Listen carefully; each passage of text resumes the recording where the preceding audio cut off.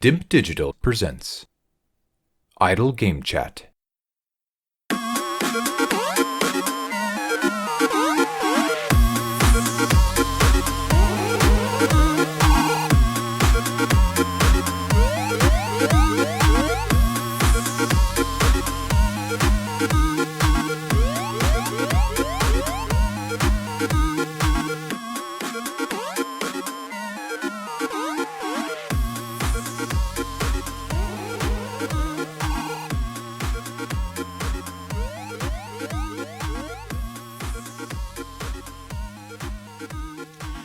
Hello, Apps here from Dimp Digital. Welcome to Idle Game Chat. This is the weekly video games podcast where we give our impressions of the games that you can play today and react to the latest news from the wonderful world of video games.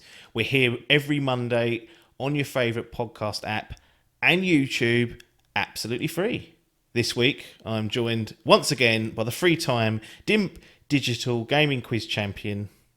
It's Tom Adkins, not Ed Cock. How's it going? Oh, I'm fed up. Sick of it again. There's nothing to play. I've got nothing to play. I'm just waiting for Monster Hunter now. I've had a week of nothing really. I've got so many games I could play, but I just can't be fucking asked to play any of them. It's a concern. It is hard work to put your finger on something to play. Especially what I find is difficult is when there's a release like a Monster Hunter in your case. Cool, lovely drop of brew that. Might be courage actually. Is that when you've got like a week or less or 2 weeks to a release, you don't want to start anything substantial unless you know you can see it off, because then you'll think, well, am I going to leave that half baked or half complete? And by the same token, it's difficult to find games that you know is going to last you the optimum time. So, I mean, you spent the fucking weekend watching the Snyder Cut, so that's 4 hours there gone. That's sort of, that is literally been done. Yes. So I've not really played a great deal recently. It's just been little pickets of bits and bobs that we will discuss. But I suppose, I am just waiting. It's gonna be the theme of this year, I think, isn't it? Just waiting for the next release. A lot of hands on watches going. Big gaps. There is huge gaps. It's scary because we're coming up to, in a couple of weeks, or maybe 2-3 weeks, because there'll be an Easter break where we actually will have a Monday off. So mark that in your calendars. On Easter Monday, won't be here or doing it. Feet up. To do now and again. But it will be time for us to revisit the gaming hype list, the Bible that we created at the start of 2021, and going after that and saying, look, is this order correct? Games have come out. We've got to remove the games that have come out and put the new games in, and that's something that we'll get to in the next few weeks or so, but there will be a week off over the Easter break. What I might do for the podcast, guys, is chuck on an old episode, just so there's something in there for you. Something from the old feed as well that you won't have seen, you won't have heard, if you've only just started listening in the last year or so. Things like, I think the old quizzes always go down well, because you get to hear perhaps Adkins in his glory days when he was winning them back to back. And it just makes sure that Dimp lore is out there. People are understanding the backstories and the storylines that go into this wonderful venture of all these people. But we'll get into that, iron out the details probably for next week. But patreon.com/idle game chat is the place to go if you want to financially support this place. Or you can go to our Twitch channel and subscribe to that. That's $4.99. But if you've got a Amazon Prime, you can link that to a Twitch account. That gives you Twitch. I think it's called Twitch Prime Gaming. It's actually a question in the quiz last year. They've renamed it. But that lets you get one free subscription to a channel. You subscribe to Dimp Digital, and we'll get £2.50 off the back of that. And you won't pay anything. You have to manually redo it, though, each month. So we tend to lose people that do that. We've just got and unlocked a load of emotes on there. So if you're into that emote game, that's up there for you. kick things off, I thought that we could just do, and this might be a staple going forward and be used as a springboard into more in-depth reports and impressions, but just sort of a recap of what we have been playing throughout the week, if anything. We've mentioned Snyder Cut's getting watched. That's half a week's left required to get through that. Several nights viewing. But game-wise, you slagged off the Switch a couple of weeks ago. Ogsworth Day Salmon fuming.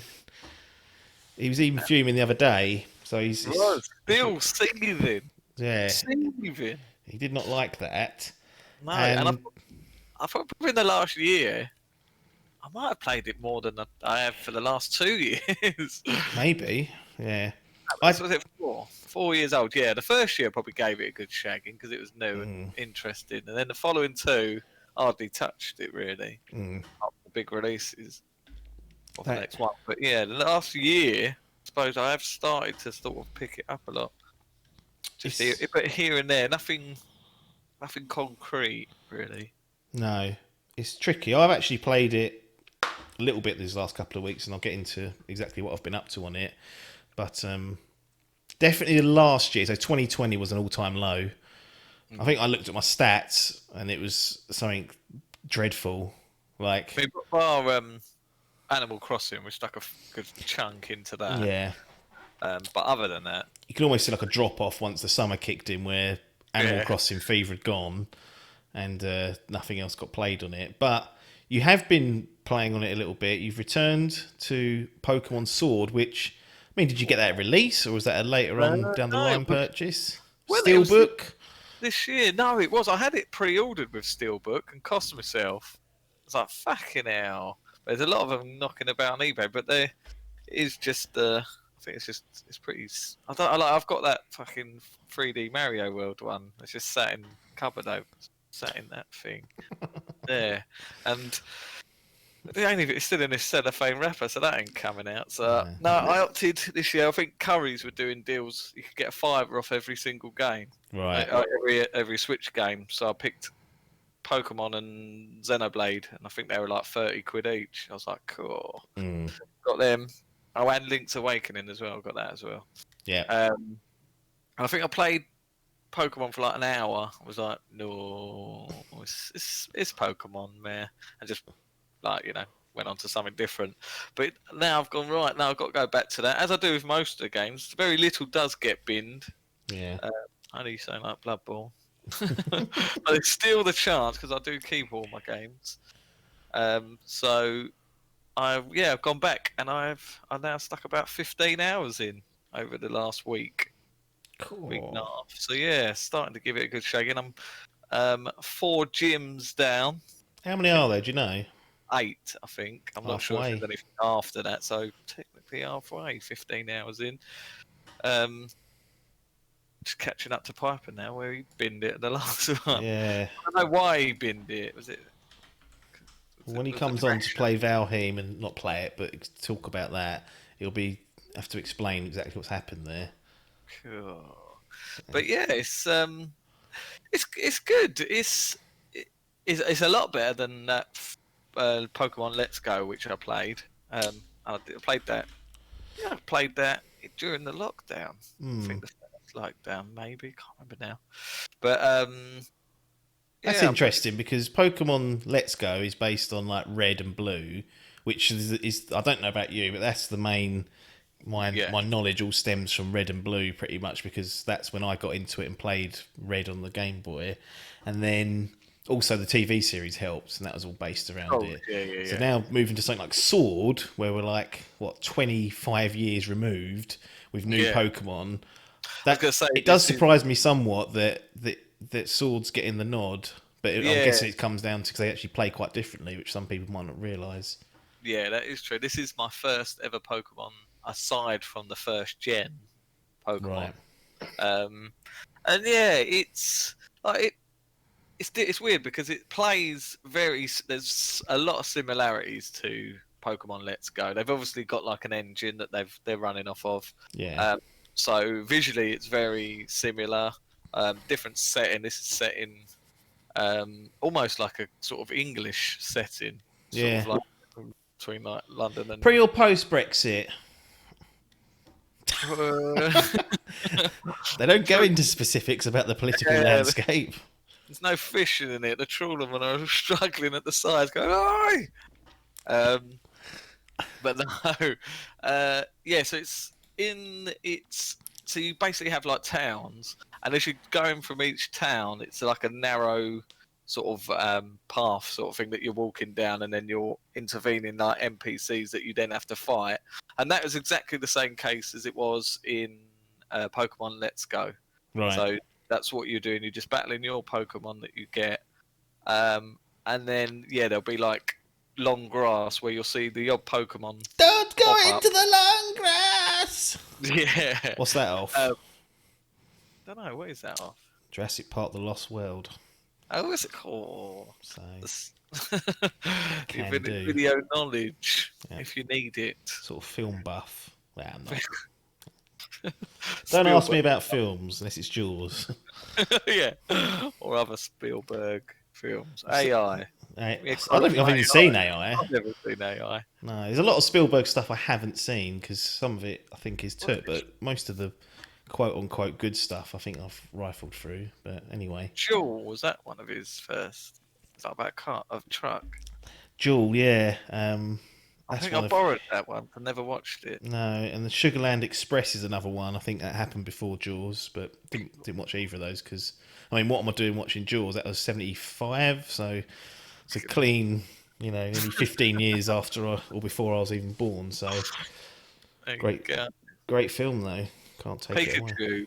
Well, Spielberg should do a Pokemon film. He'll do the sequel to Detective Pikachu, Christ. which wasn't a bad film to be fair. No, I've not actually seen it, but I remember you talking about it when it came out and was like, yeah, friendly, but it's watchable. Yeah. But where was I? Yeah, it's very similar to Let's Go, but in Let's Go, to catch the Pokemon, you just threw the ball at them, very much like Pokemon Go. Yeah, fucking, you got Let's Go, and then sort of right, got you. Yeah, so you're just chucking balls at Pokemon. That was it. Whereas this, you actually battle them, and then you have to catch them. So OG way. And then go, cool. What is that? Get out of my face. And that's Crufts. That's Crufts for it. But so yeah, in its sort of when you're going from town to town and doing the gyms, that's very similar to Let's Go. There's no different. The thing you do come across though, there's this wide open world called the Wild Area, and it's like I don't know how big it is. It's bigger than Breath of the Wild. It's the Great Plateau. Great Plateau. It pretty much is the Great Plateau, but like the opening area. Yeah. So it's like huge. There's like about 10 subsections, I think, but they're quite small on it. You get a bike later on, you can pedal around on it. So it's quite fun. Yeah. But that is essentially what this new game's going to be. Whereas this is like, it gives you a bit of this to go around and find new Pokemon and just to like basically grind and get your levels up. But it doesn't really, it hasn't so far played into the story. It's basically just cut through that. But I think that's where the end game sort of stuff is. So like once you've done the gyms and all that shit, you go back to that, and that's where you like try and fill out your Pokedex or whatever and get 400 of them. Yeah. But yeah, that feels like everyone's been saying they've been waiting for this sort of Breath of the Wild Pokemon, and you sort of get a good taste of it with this wild area. Cool. Yeah, and then they've got, I don't know if you remember from the trailers, you get like these raid battles where you can do this thing to your Pokemon called Dynamaxing. That's when they grow like ginormous, isn't it? That's it, yeah. It turns into Godzilla versus King Kong. What are you doing? I know, it's crazy. It's crazy. But yeah, it's fine. Like it's good. I don't know. Switch fodder, good Switch fodder. Yeah. Get some hours under its belt. It's not going to be on any other platforms. You played Let's Go. Before that, when was the last time you played one? Is it something that you've always played most of them, or have you just completely been checked out for a while and then I've gone? literally been checked out since. I remember the last time was when I was in hospital when I was about 10. What, when And you played one? when I last played I played Pokemon Yellow. I think that's all I had. That's all I've ever had. Fuck I me. played one of the stadium games on N64, Yeah. possibly. But other than that, I've never played another Pokemon game. Blimey. Chucked it, went no. So yeah, I don't know why this was. Well, I suppose Pokemon Go was the sort of coming back to the franchise. Yeah. I'm not a hardcore fan, you know. When I'm playing it, I'm like, fucking hell, I'm 34 years old now, playing Pokemon. What's going on here? For fuck's sake.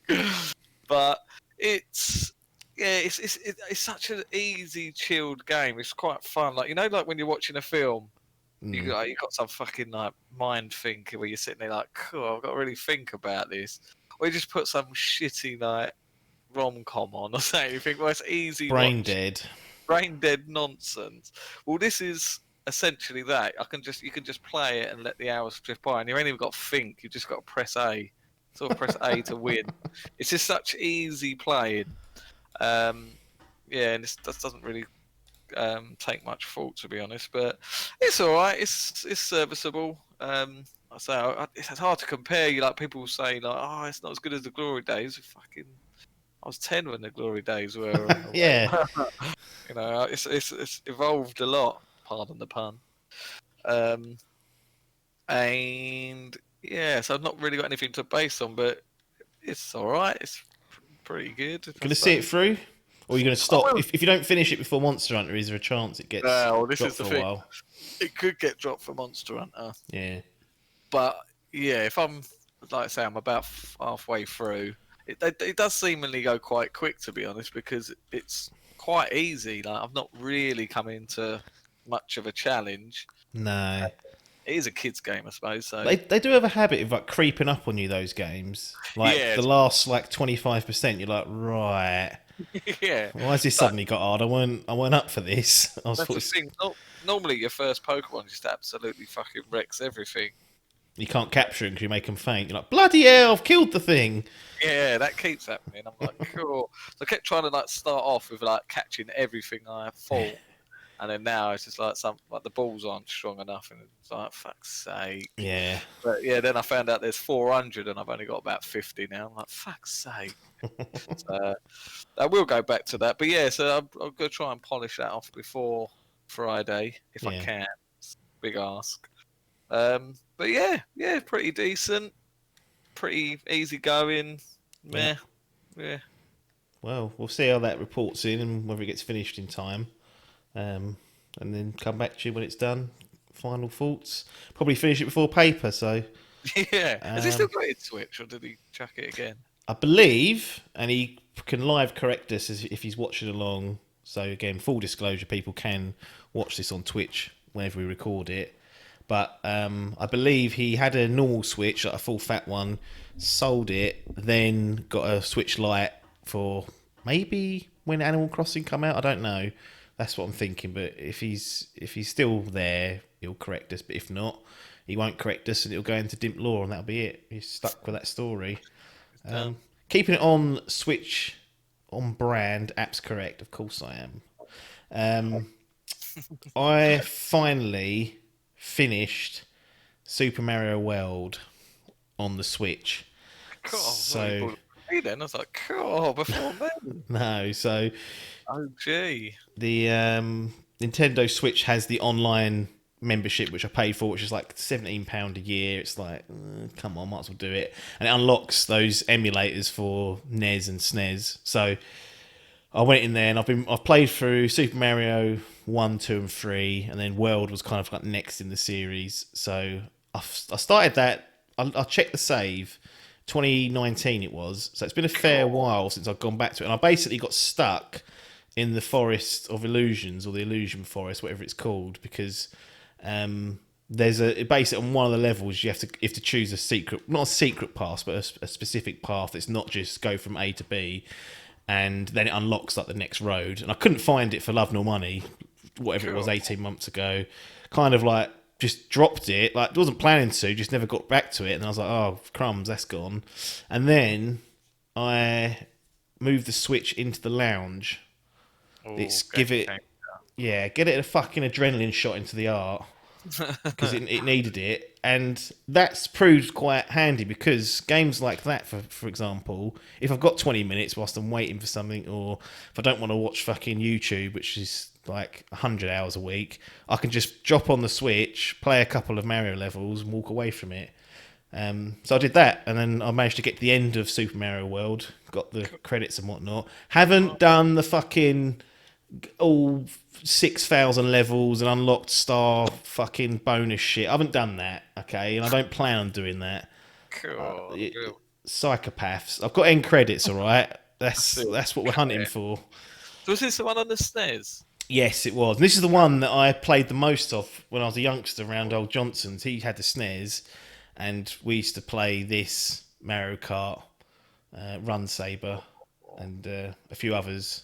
Loads, like Lost Vikings, tons, Rock and Roll Racing. So those were like the games we'd rotate off. Gately, and then and then this is one of them, and it's such a great game anyway. Like they just age so well. I just never used to complete games back then. Like even the old, like the original Mario or the original Zelda. Like they were so hard. Yeah, well, no, I'll tell you what, it's still hard. And it's there, so I use it. But the rewind feature on that the Switch offers through the SNES emulator is a lifesaver, really.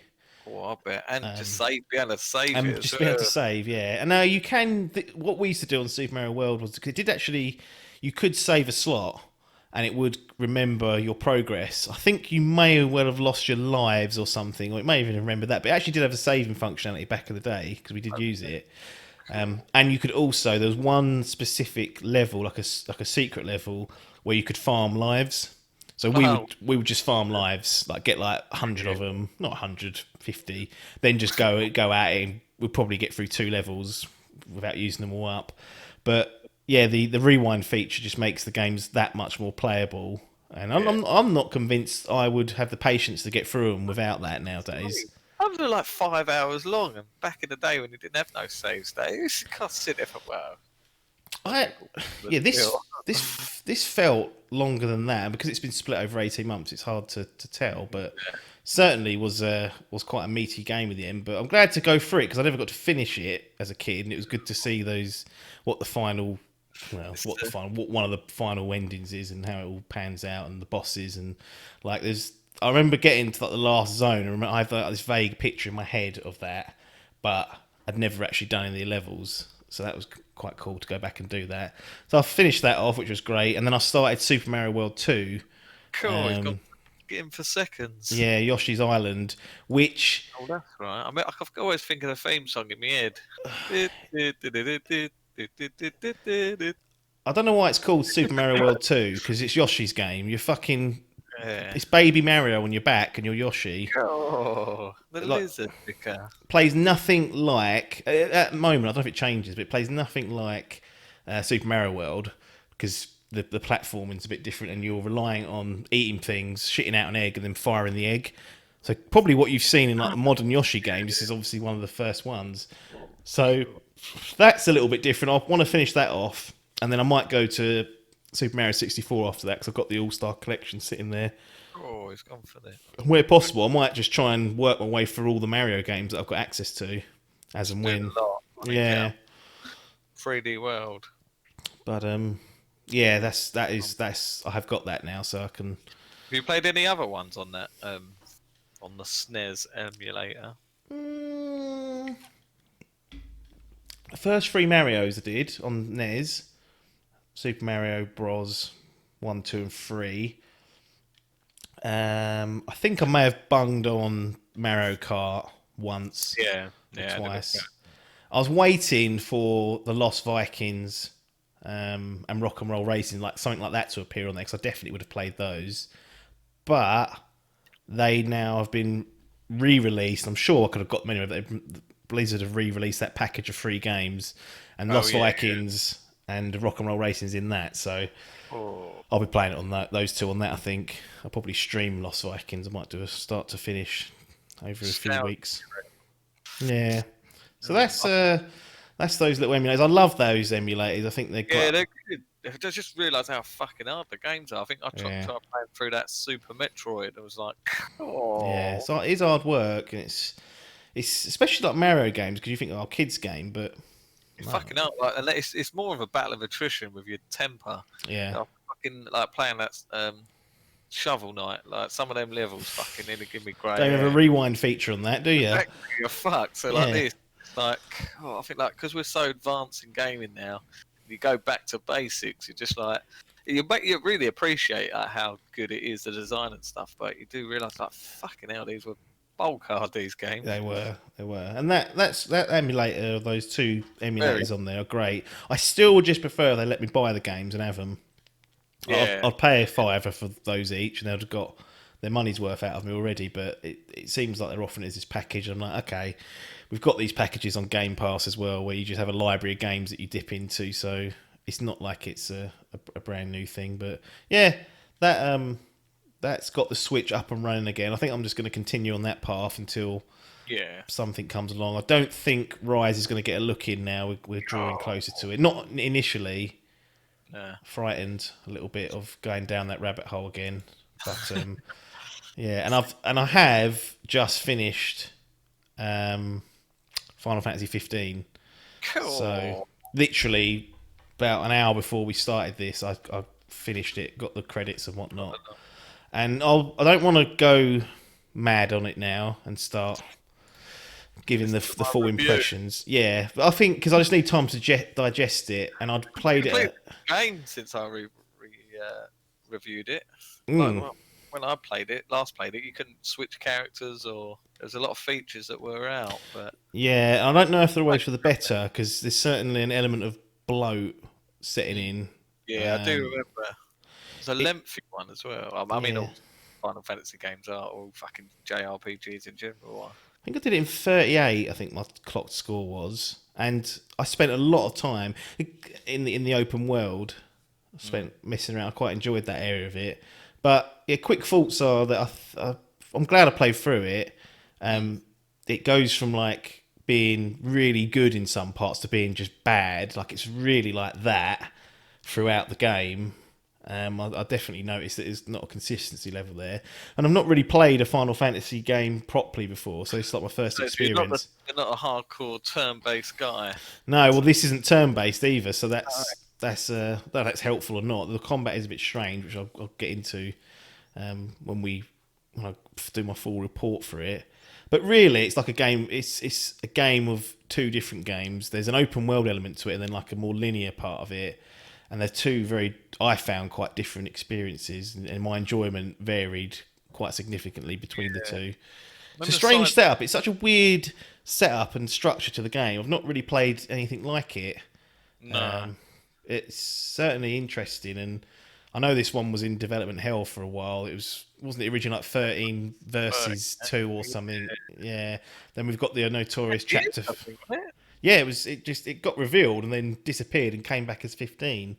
So it was under the cosh somewhere, and then there's this notorious chapter 13 that they re-released a different way of experiencing that. So it's definitely not without its problems, but I'm interested to see how I feel in like 2, 3, 4 days time, how memorable it is, because there's certainly some really great moments in that game, like terrific. Yeah. And like if I guess. Remember the cutscenes and stuff like that. That was just like the presentation for back then, obviously. Yeah. This was was it 17? It came out or 15? 16? I think it was 2016 or 15. 16 or 15 for 15 was it? Yeah, it was. It was definitely a while ago, but yeah, I'll report back on that particular 2016 apparently. In due course, have some time to digest it, but certainly an interesting experience. So it's good for for 7, like rather than going straight balls deep into 7. Well, get sort of combat up. I was going to ask you: is there?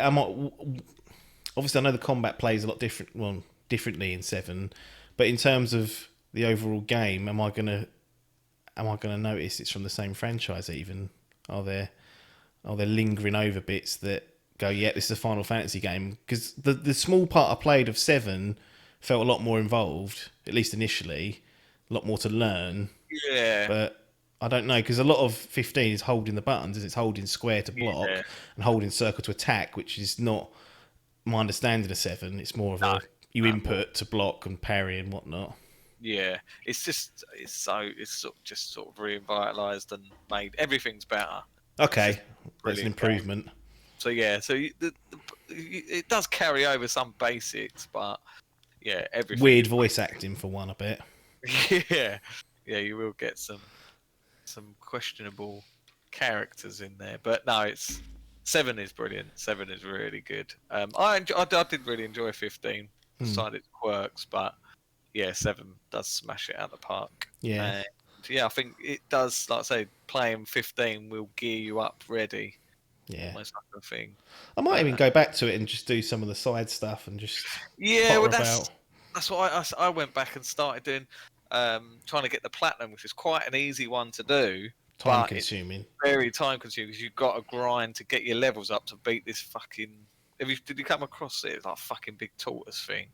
I saw a quest go into my book at some point, and it was level 99, and I was like, right, I'm not going to go near that. And I think I ended the game on level 53. Right, yeah, so it's a stinker, and I think that you have to go and do pretty much all the side stuff. And to be fair, they're probably one of the weakest parts of the game because there's a lot of fetch quests. Yeah, a lot of fetch quests. Be like fucking drive all the way to the other side of the map and then take photos of like fucking something, a seagull or something, and then go all the way back.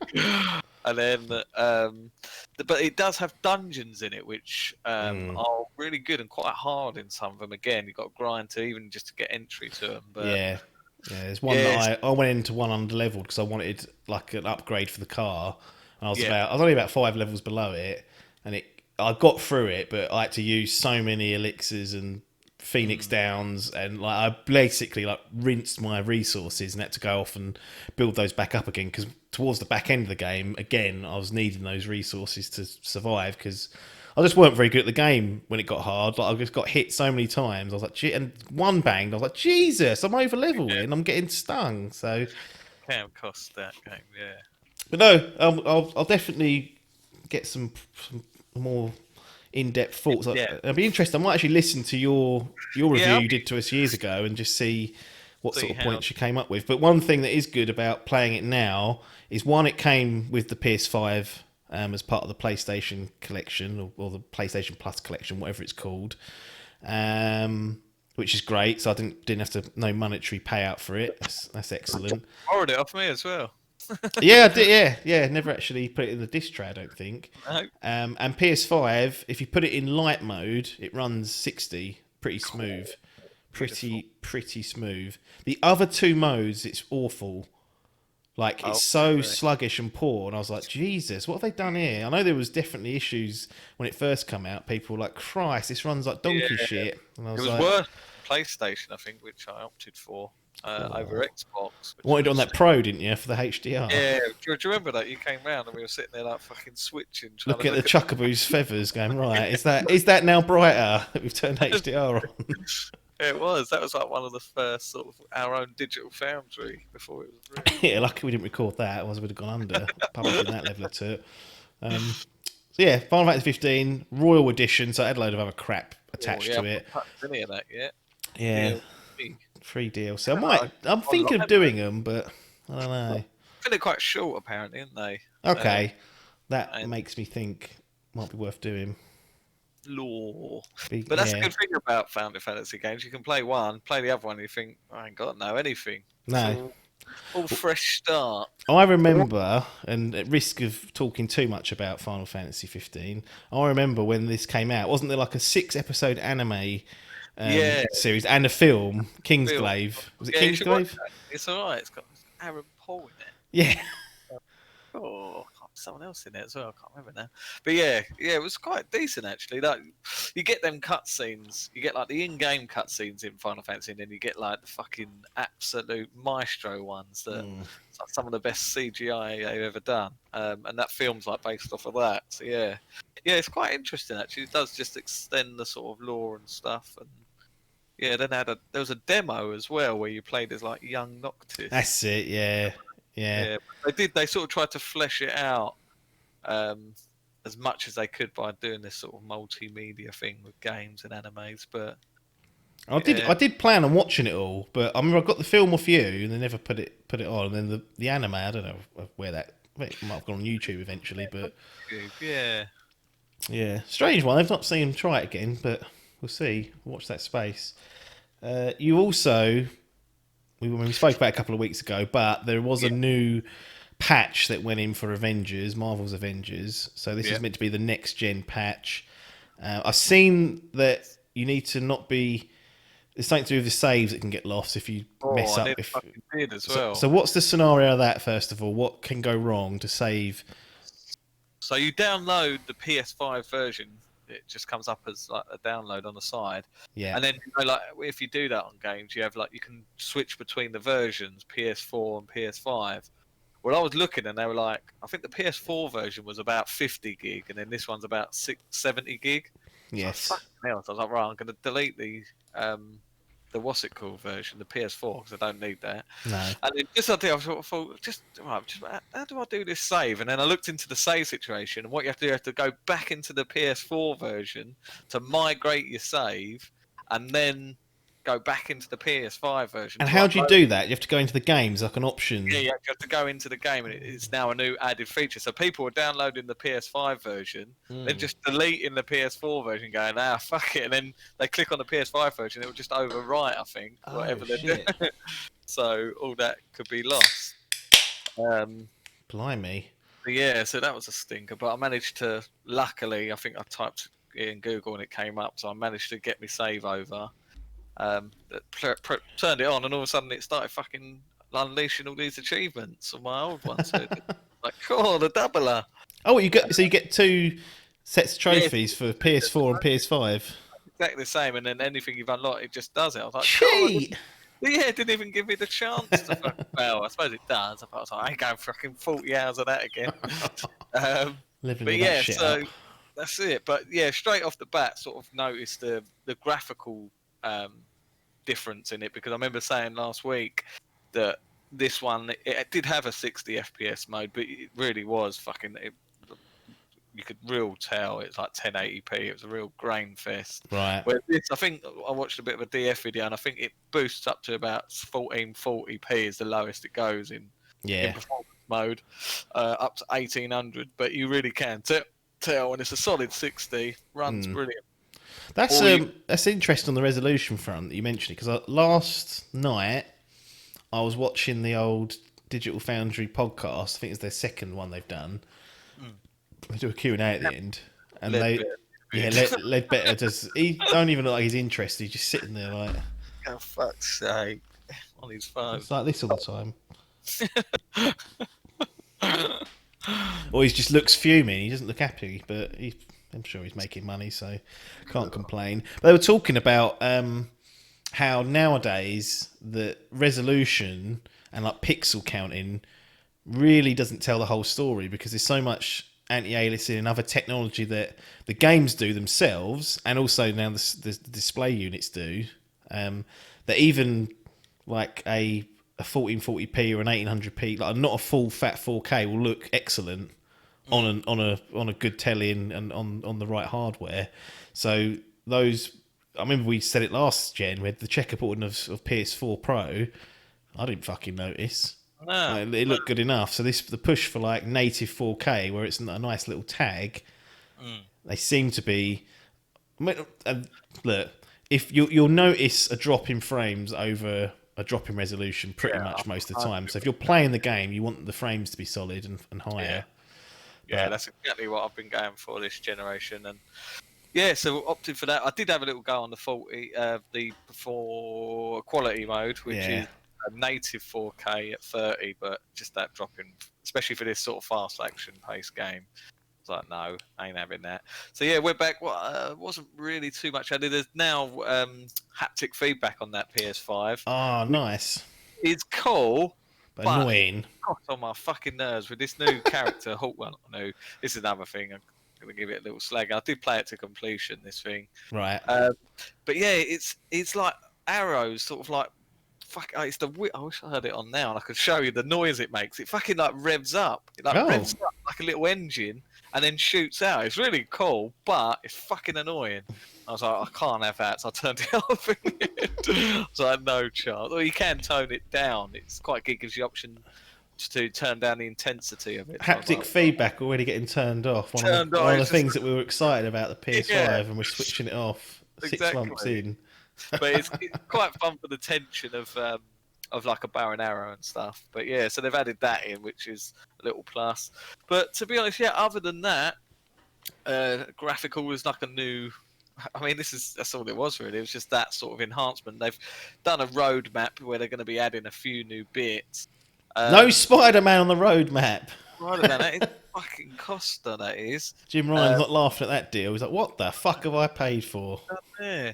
I mean, this Wakanda DLC that they've announced, that was supposed to be dropped this year already. Yeah. Untimely passing of Mr. Chadwick. That got delayed, so that's obviously taken place. But to be honest, this new DLC is fucking toilet. I thought I was like, oh. You just had the Kate Bishop DLC, which is does it play exactly the same, like in terms of mechanics? Yeah. I was expecting that, like the story in that was all right, and it was building up. This one was shorter, more boring, and just I was just expecting more from it. Yeah. They were sort of building up to this, and now, this was just like a smaller filler. I was like, fuck's sake. And I don't get why they've released these two characters so close to each other, because they play exactly the same. Both got swords and arrows, and their moves are fairly similar. Right. I've literally done it today, start to finish. It was about 3 hours long, I think. I was like, that's it. That's done. Okay.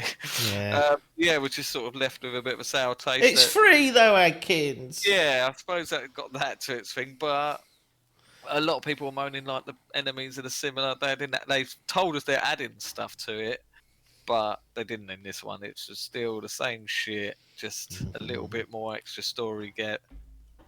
And I was very underwhelmed, to be honest. I was like, oh, and this needs to have big changes, because we're seeing these games dropping like flies. Yes.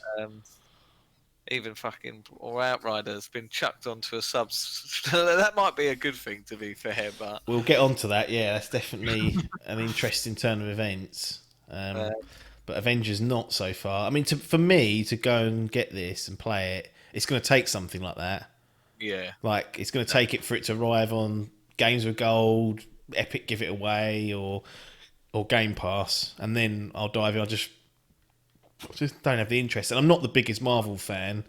Sort of got forced into the MCU universe because like everyone was talking about it. Even fucking Paper went and watched all those, and I was like, right.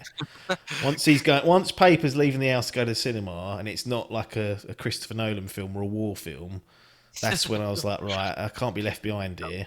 So you had to get involved in that. Yeah, see, I'm quite a big Marvel fan. Yeah.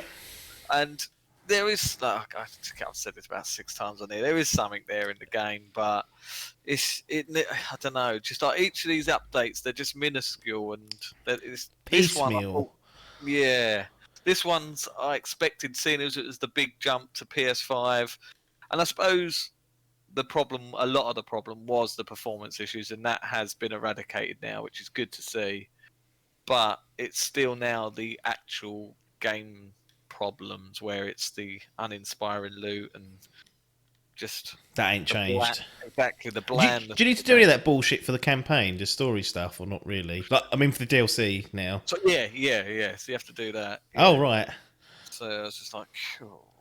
You can't just steam through this DLC story stuff without doing a bit of side to it. Yeah. So, well, no. To be honest, because, no, I think you can actually tell a lie. No, you can. Yeah, there's not too much chance. Yeah, there's a chance, but it's sort of a clear down sort of thing. But it's fuck all there, to be honest. And it's, I don't know. It could die a death easily, this game, and I think it is. I can see a lot of people like sort of unless these roadmaps start coming thick and fast, a lot of people will drop off, because this DLC, and I think this is quite the general consensus as well, looking at some reviews and stuff. Yeah. this was a bit of a stinker, this one, and it just was so stupid releasing 2 new characters and having them both exactly the fucking same. It's like, come on, mate. That seems a bit backwards, doesn't it? I mean, yeah. Why do it like 2 weeks before or whatever it is, and then you're probably already burnt out. I mean, I don't know how. So does Hawkeye and Kate Bishop play drastically different from the other characters that are already in the base game, or are they templated off an existing, I suppose they are there? different because you haven't got anyone else with a bow and arrow, so that's quite good. They're more range focused. Yeah. But so Iron Man is you can fly away and shoot your bat cannons, beam cannons, or whatever they are. But there's between the two, Hawkeye and Hawkgirl, whatever, Kate Bishop, used to be a Hawkeye. I still ain't found out who she is. I think she's just another girl that took over whilst he was missing, and then he's come back. There you go. But they're fucking with time travel as well. So the story's going all everywhere now. And you're like, oh, that's worrying. Yeah. So yeah, it's. I don't know. I just expected more from this DLC. It felt like it was going to be a big one. Yeah. Because of the big jumps, and to think like this could have been a good jumping on point for people that haven't played it, and to chuck this DLC out and it be very underwhelming and play exactly the same as the last character. Yes. Fortunately, it didn't hit the bollards. No bollards. Well, can't win them all, can you? Nope. Unfortunately. That's it for the sort of game impressions for this episode. We're going to do what I think will be reasonably quick fire. Well, we'll see. There's a couple of there's more than a couple of news items. I'm just going to reel off, and we're just going to either chat through, depending on how interested we are. So I'm going to kick things off with the Dimp Digital favourite and the patented delay news. Because, unsurprisingly, we've got some delays. And this past week, the big one was Gotham Knights going from 2021 into 2022. Now, this will probably happen to quite a lot of games over this year. I've got a feeling this is going to be a real took year for delays, simply because the COVID situation last year catching up. Like, this is where most of the stuff last year, I presume, was close to being finished, apart from Cyberpunk, and got it out the door, whereas this stuff was probably mid-project, so milestones have been missed. So anyway, Gotham Knights into 2022. It's already a thin year. Yeah. Is that a stinker in your world? Yeah, I was looking forward to that game. I loved the Marvel. There we go. It's blown it already. I loved the Schneider DC fuming. Arkham This is game. not about Marvel this week. This is all about DC. Although we just spoke about Avengers for 20 minutes, so maybe not. I love those games. All 4 of them, including Origins. I'll put that in there as well. Well, Origins is the one that the studio that's doing this one, WB Games Montreal. They're doing Gotham Knights, and obviously Rocksteady are doing the Suicide Squad jobby. Right, yes, you're right. So now they're both. Wow, I bet they stuck one of them. That Suicide Squad ain't making 22. No. But yeah, so this was a stinker. But what makes it 10 times worse is this in my fucking draft as well. So sub it out as well. Well, there's windows open. We're in March, so trouble is with doing it now is there could be more delays. Exactly, and we don't know what's to come. There ain't fuck all in that fucking poll anymore. It's empty until June. It might be a race to get to 10 games this year because of how thin it is. But yeah, Gotham Knights out of 2021 into 2022. If it does reach 2022, it will be 9 years since Batman Arkham Origins came out. So this studio is about as slow as Rocksteady. It's turning into... I don't know what's going on over there, but they're not having good luck with it. We slagged off fucking EA for Star Wars, but this DC universe, it started strong with all the Arkham games, and then they've just fucking fallen off a cliff in the last fucking 5 years or so. So that's that. One that I thought might be interesting for you, being a bit of a... Well, you said several times on the show that you're done with fighting games because they keep pulling pants down with fighter packs and dishonesty, but... this is outside of that. This is competitive fighting. Sony purchased Evo. Very Now, interesting. I am a complete noob, whatever you want to call it, rookie at competitive esports, really in general, but particularly in the fighting genre. But the one thing I see without fail most years is who wins Evo. That seems to get publicised on all the sites. It feels like that's the premier kind of fighting game tournament for the year. Yeah. Is that correct? And then B, is this how big a deal is this in your eyes? Yeah, no, that is correct. Thank you. At last. At last. It is a huge deal. There are concerns, though, whether they try and make it more exclusive. Even though most of the games that are played are normally played on PlayStation consoles. Yeah. Well, certainly they use PlayStation controllers. They might be PC, to be fair, but I'm pretty sure they're PlayStation. But games like Super Smash Brothers then does that now. Well, funny you said that. I was checking because I thought the same thing. They've committed to keeping it open still, so they're not going to meddle with the platforms that are in place. Right. So things like Smash Bros was an obvious one because it's a Nintendo exclusive. Will still appear. Now, will it still be there in 5 years? Could they phase it out? I don't know. Maybe they could, but for now, at least they've said, look, don't worry, because a lot of people were like, hey, we're only going to get Sony stuff. And they're like, no, don't worry. That's good. I didn't see that, so I only just saw that. But that's a good acquisition, to be honest, from the Sony boys. I do tend to buy all my fighting games on PlayStation. I don't know why. Well, yeah, it's a good. I mean, I don't know how good it'll be this year with the pandemic still going on. I suppose you could play it online. All that lag, quite fun. But yeah, it'd be interesting to see what they do with it, or if anything, or just literally they'd buy it and just go, cool, leave it as is. Yeah, it's gonna be interesting. Like, I don't always. I've seen like a few matches on Evo, and I think fighting games primarily is actually a really easy esport to watch because it's quite. Okay, you need to know. You don't need to know, but there's a lot of depth to what they're doing in terms of the attacks and whatnot. But at a base level, it's two people fighting, and you can kind of follow that as a rookie. So, Evo's the one that I always see every year. So it's got to be the biggest of all the fighting ones, I would have thought. But yeah, good acquisition and packed out stadiums. Like before, obviously COVID hit, like that. It used to always amaze me that every year that was like hugely popular in person, like rabid crowds. So I guess that's what they're hoping will come back. Well, who knows about this year, but hopefully next year they'll be looking to do that. But yeah, that's an interesting one. And keeping it on sort of brand for PlayStation, we've got a few little bits and pieces from them, making a few moves in the space. Jade Raymond comes back from the dead after... Who was she with latest? Stadia, wasn't it? With Google, she's going to do some of the first-party stuff. They basically liquidated all their first-party studios, which included hers. And announcement comes out that she's forming a new studio called Haven and is going to make a new IP for PlayStation.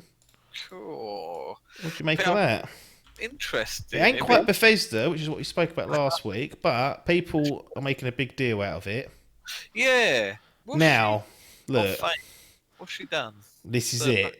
There's a resume. This is it. Now, I'm not convinced that it's as big a deal as what people are claiming, but essentially Assassin's Creed OG, so kind of launched that and worked on 2 and Bloodlines as well. Splinter Cell Blacklist was an executive producer, Unity and Far Cry managing director, so not that hands-on as far as I'm led to believe. But really the other big one is Watch Dogs. So Assassin's Creed and Watch Dogs both sort of given major credit for. Now, Watch Dogs, as we... the thing is, they're big franchises. Yeah. Like, especially Assassin's Creed, it's still going. That was 2007 that came out. And we're in 2021, it's still rolling on. So, in terms of launching a big franchise, definitely got the pedigree. But the nuts and bolts of particularly Watch Dogs, felt a bit underwhelming. But again, made a big splash. So that's kind of what we're looking at. A lot of the gaming media seem to be they're very high on Jade Raymond, which is fair enough. But I'm just telling it like it is. Out of the games I've played, there's probably one or two that I've enjoyed. What she will do, I was listening to another, I can't remember who it was now, talking about this, and they were sort of trying to liken it to like Kojima-esque with Death Stranding, the fact that like he was given his own studio and the sort of freedom to do whatever the fuck he wanted. Yeah, Sony came in and said, we'll finance your next project, and we got Death Stranding, which in pretty quick time for Kojima. Yeah. Oh, so, it's very quick time. Considering how long he wanted for MGS5, and probably should have got, to be fair. Yeah. But yeah, so we that again. See that, and what she does come up with, will we get some sort of crazy Death Stranding-esque crap? Yeah. Or... I don't know. It'd be interesting. Yeah. Because this is now kind of like, you think partnering with either Sony or Microsoft are probably like the two safer bets to get a game shipped. Like, don't tend to pull the plugs on things. It's like she was at EA before, which notorious for just binning things. And Stadia was, it is what it is now. It's winding down almost on that front. So yeah, that's watch this space jobby, and it's clearly Sony, rather than spending the 7.5 billion, they're going for a bit more of a smaller project here, and who knows, it might pay dividends. I'll be interested to see now that we've got. I wonder if she's already got plans in, and that's why they've done it, or they've just gone, fuck it, she's obviously of this ilk. Here's your money, see what you can do. Or she's gone, look, I've got this. Give me a studio, I'll fucking make you the next Assassin's Creed. Yeah, people have speculated that part of the deal that she may well have got was that she gets to keep the work she was doing with her studio at Stadia. So it could be that it's further along than we think, but needs to say, I'll be keeping an eye on that. And it's good to see someone who's not been able to ship a game for fuck knows how long because of EA and fucking Google, that two powerhouse blowers, where Sony, I think PlayStation in general, will see a game by hook or by crook. So we've seen it work with Kojima, where they've targeted in on a specific high profile person, and I thought paid dividends with a great game. So hopefully we get the same here. Last Sony bit, Sony Play at Home, which is an option to grab and download certain games for free. So we had Ratchet and Clank, which came to the platform, and you don't need PlayStation Plus for this. You just need to have a PS4, and you can download Ratchet and Clank for free and keep it. That's yours. That's tied to your account. And they announced there's going to be another 10 going on in the next few days, and then an 11th going on. Well, it'll be 12 technically, but another one going on in April. So the latter end of April. So here's the initial batch that's going on. 25th, Absu, Enter the Gungeon, Res Infinite, Subnautica, The Witness, Astrobot Rescue Mission, Moss, Thumper, Paper Beast. So not big hitters, if we're being honest. There's a lot of PlayStation VR games there. So Pac-Man Adcock, I know you're listening. If you haven't got any of those, dust off the old. Well, he sold his PS5 now. Oh, fucking maybe you can do it on the app or something, but I'd say claim these games if you're ever going to play the PS VR again, because you may not have played some of these. They're worth a go. That one I heard. Yeah. That one looked like, I remember the early days, that was one I thought, cool, that looks quite good. And the other game, which is coming April the 19th, so a little bit further away, Horizon Zero Dawn, complete edition, full DLC package. Brilliant, because I haven't bought the DLC yet. Oh, there you go. Tempted to buy it the other day. It was like £9 or something. But now, got it for free. You'll be getting that for free April 19th. I would love it if they dropped a patch, PS5, open up the fucking beaches patch, and that would be nice. Got that up to 60. It's on PC now, isn't it? But it ran like donkey shit when they first launched it. That's true. Digital Foundry speculating that the engine weren't cut out for... The way the game had been developed was around 30 FPS, and then when they just unlocked it, it came with some problems, so they had to... Kojima livid. Well, he managed to get it. Oh, no, that's the thing. Death Stranding was fine. So yeah, what was that? Was that 60 or 30? That was 60. is it? Yeah, you know what? A lot of his games, even Metal Gear Solid 5, that was 60. As well, wasn't it? Yeah, he knows what he's doing. He knows what he's doing. People slag him off. He knows what he's doing. He's a crazy cunt, Yeah, he is. but But a good crazy cunt. he's a good crazy cunt. Lovely. Switching gears to Xbox, the old Green Bloods, get them in. Outriders coming to Game Pass, day in date. Cool. So we've played the demo. We both was like, we probably wouldn't buy this on release because it didn't blow us away. No. Maybe later on down the line at a discount. But now that it's coming to Game Pass as part of our subscription here, what do you think of that? Is it getting played? Fucking brilliant. Probably might even get played day one now. Yeah, fucking dropped me beer nearly. Yeah, I remember we talked about it after and said that this would be ideal for something. So I think they might have been listening to this. Of course they were. Of course, Phil's friend of the show, so he's listening. I don't think he liked the Elon Musk comment though, because no, that's why he's not put Evil Within 2 on there. Yeah, happy about that. Took it away from me. That's exactly what we both said. We said something like that would be ideal, and that gets the player base on, and it gets a nice sort of backbone for the game, and they can make something from there. So, yeah, like you say, I wouldn't have bought this on day of release unless there was some fucking £20 deal or something. Yeah. But now I've got it. It's coming day on day release, which I would have probably bought on Xbox as well. So cash back. I can also use my save data. Carry over your save, yes. So fucking beautiful. Great move for Outriders, the game, I think. I really think this is a smart move. They're obviously going to be they've been financially looked after because Microsoft have paid them to put it on this. So they're laughing. It will get people, hopefully the numbers will be higher, those that download it. They can make this seem like a big, exciting release. And it might well be. I mean, we played the demo and it was only a segment of the game. So it maybe later on it has some, as you get more advanced with more powers, it could be more interesting. Strange they didn't do the PC version for Game Pass. So I wonder why that is. Yeah, they sometimes have that discrepancy where PC get stunned sometimes, but like EA Access has only just arrived on PC and it's been on the consoles for fucking since last year, I think. So these gas games, they do tend to get played a lot on PC as well. Certainly a huge. Maybe that's why probably they think the majority of their sales will come from PC. Whereas possible. It's certainly possible. But yeah, this is a great move for Outriders, the game. And I think in the absence of these big exclusive, like the Xbox published games, this is kind of what I want to see more of from Game Pass, because I think we're going to be a year or two away from Halo this year, probably.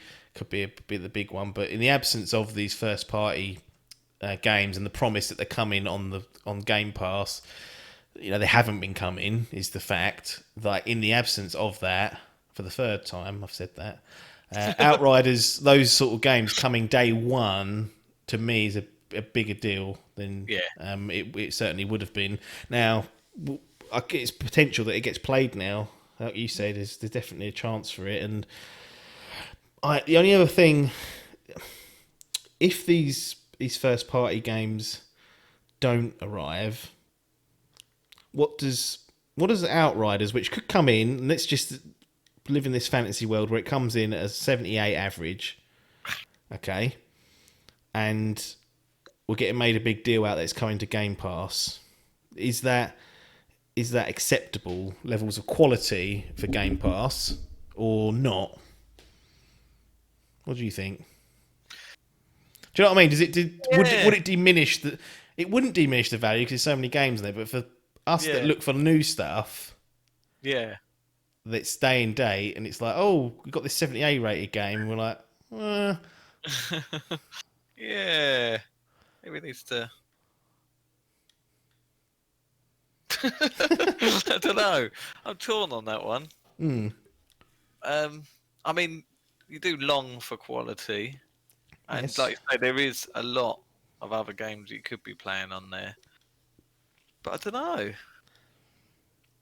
Yeah, it's a strange one.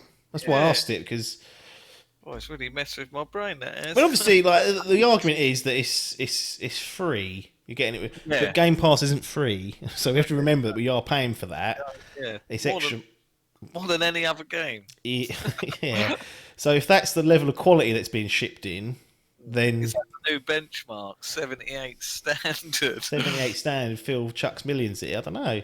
Oh, for me, it's kind of the value of Game Pass goes from that to that. A bit like Final Fantasy, it goes so spikes up and then spikes down so quickly that something like this is definitely a net positive.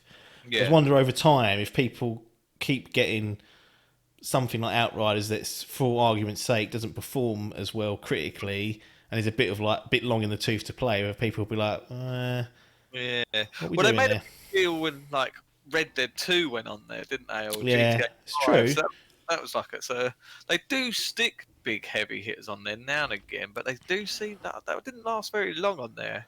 No. Right, so it's quite short. So to be honest, it typically is sort of that sort of Outriders ilk game, and it's normally the ones that you don't buy because they're that Yeah, sort of thing. and that's the thing. That's like how I've positioned it now. It's the games I wouldn't buy, but I'll play on this. Yeah. It's like, is that? Should I Uh-huh. be? I want it to be higher than that, really. Yeah, And yeah, that's because the first party stuff's not there. That's clear. That's what as soon as they start rolling these studios start paying dividends and releasing stuff, it will go to a new level, and then it'll be. You can't deny it. Yeah, But for now, it's kind of, I look at it as like, oh, if something new comes on there that I wasn't going to buy, but may have been tempted at a discount, I'll play it, which doesn't put it in top tier level. no. Value's still there, though. Yeah, no, that is an interesting one. But yeah, I'm definitely with you on that. Like, I do see it as that sort of type of thing where the games, like a State of Decay, like I wouldn't have been buying them any day one, but because they're on there. Well, Yeah. I can't even bring myself to play some of this. That's the trouble as well. Yeah, you get Crackdown 3, is it? Yeah, Crackdown 3. I've Go, had cool. State of Decay 2 on my hard drive for years. I just went, no. But I yeah, mean, I'm excited for Outriders. I'm glad that, because I kind of, some days I look at it and think it looks interesting. Now there's no excuses, so I'm probably going to try and have a good go at that and see it through, because there's nothing else coming out. that's the trouble, isn't it? Yeah, I was just thinking. If I'm not getting Monster Hunter, this could fill that gap. I know you'll be cock deep in fucking Rathalos and whatnot, but I won't be. Boys. Yeah, so that's Outriders. That's a good news story as far as I'm concerned for both parties and all game members of Game Pass, all those customers out there. Last one, and this could be very short, really, but Square Enix held a showcase. Oh yeah. 40-minute jobby. Biggest thing really to come out of it was a couple of things. Life is Strange True Colours, so it's the new Life is Strange game, and not being done by Don't Nod. Don't nod. Old Deck, what is it? Deck 99, Deck whatever they're called. They done the DLC, the prequel, which I quite liked, so that's in good hands. I can't say I was particularly. So the power in this one is that the woman you take control of, I think her name's Alex, maybe that's the actress's name. Anyway, she has this psychic ability where she knows how someone's feeling. So if you're feeling bored, like I can tell you are now, because I've sort of got that power, I can tell you're feeling bored at this stage, because I'm talking about Life is Strange again. That in the game you'll be able to receive that, and it sounds like if the feeling gets too strong, she like goes mad and it can cause problems. So it's not a power that I am initially sticking to, but they tend to do a good job with Life is Strange. I've enjoyed all their entries to varying degrees. 2021. Could No, be. I really enjoyed that. I haven't played any of the extended stuff, but I went through one. Platinum. I thought it was brilliant. Yeah, so I haven't actually touched any of the other stuff. But yeah, it's good to see that this series is still continuing. yeah, no staggered releases. So it'll be in one package, and at present it's got a release date of 10th of September 2021. So they'll also be revealing and releasing Life is Strange Before the Storm and the original remastered package. We do tend to get a few of these on Game Pass as well. We doing well. That's the thing I'm thinking. Should I wait? That wouldn't have been a consideration before. No. If it comes day and date, obviously it's a no-brainer winner. But I've got a feel I'm going to be in that boat where I get it, and then 2 months later it comes on. I'm like, ugh. Stinker. Been there. The Game Pass anxiety costing. What else did we get? I'll be honest, I didn't watch this. No, it wasn't that great. Like, it was 40 minutes, and they had a big Outriders piece at the beginning. Actually, it's kind of made it look a bit more interesting. So seek that out if you're planning to play it. Like, it gives a nice backstory and talks about progression and other bits and pieces. Like, it kind of looked quite cool. That coming off the back of the news that it's coming to Game Pass was like, okay, that's quite a nice week for Outriders. I think his stock's gone up. But we got Forspoken, which was formerly known as Project Athia, which was that big AAA. I think we thought it was Final Fantasy at first. I thought it was Final Fantasy at first. It's got that same sort of setting, hasn't it? Yeah. But yeah, no. It looked a lot more AAA than I thought. Like, yeah, I was expecting it to be sort of like this crazy weird JRPG, which it does look like. But yeah, we got an introduction to the main character, didn't we? Yes, they're sitting a little tease for it. I still don't know what's going on with that, but Sure. later on, I'm sure we'll get more stuff. Tomb Raider Definitive Survivor Trilogy, so that can be purchased. They've released that about. Weren't the PS4 version called the Definitive Edition? And I don't even think these are. Anything. I don't think these are current gen patched up ones. They're just the old ones in one package. Like, the real Definitive. Crazy. Just Cause Mobile. Don't give a fuck. Hitman Snipers. Space Invaders AR. Bubble Bobble for Friends. Marvel's Avengers. There's a few updates, like they showed the Black Panther and Wakanda sort of tease of that. And then Balaam Wonderland, so not a lot. Square Enix probably could have done that in 20 minutes to half hour, so that's my advice to you guys. But yeah, that was the week pretty much. There's other stuff, but we'll run over if we keep chatting. So shut this shit down, I say. That's your response, is it? Sick of it. Nah. Yeah, there wasn't there. I can't think of anything other news. No, just waiting for Monster Hunter basically. And even now, I'm not, because I've already just chucked in 100 hours to 112 hours to the old one. I'll probably play it for about 5 hours and go, I'm sick of it. So 26th the release date of that, 26th of March. 26th, yeah. So it should be. So you definitely there's no chance that you'll wake up tomorrow and go, I might cancel that. You're committed. Committed, it's done. I've got the fucking Magnum Arlo and Amiibo coming as well. It's a fucking monster. It's about that big. Fucking it. Whole jealous. Jealous already. So got that, and yeah, the game's coming. It's coming with all the goodies. It's basically I've got the special edition for 40 quid cheaper than what it was without the box. Right. It comes with all like the steel case, the key rings, the DLC to it, and the Amiibo, just without a cardboard box that costs £40 apparently. So yeah, I don't know what's been going on with that game. Since that got announced for PC, I've had 2 emails from Shop2 saying, price reduction, so it's now down to 35 quid. Yeah, I've seen it. Yeah, tempting to be honest at that price, but yeah.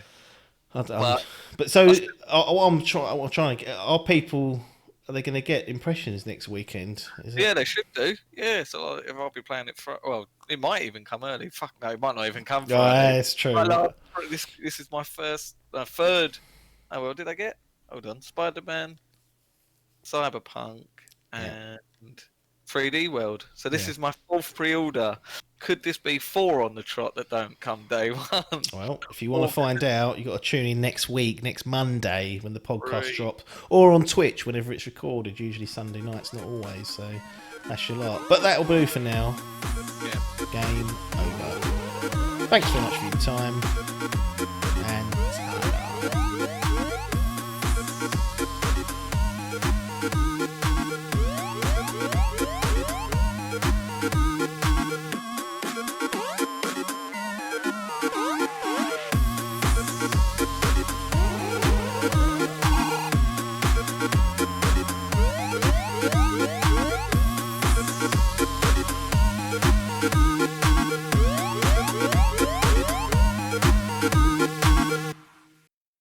This was a Dimp Digital production.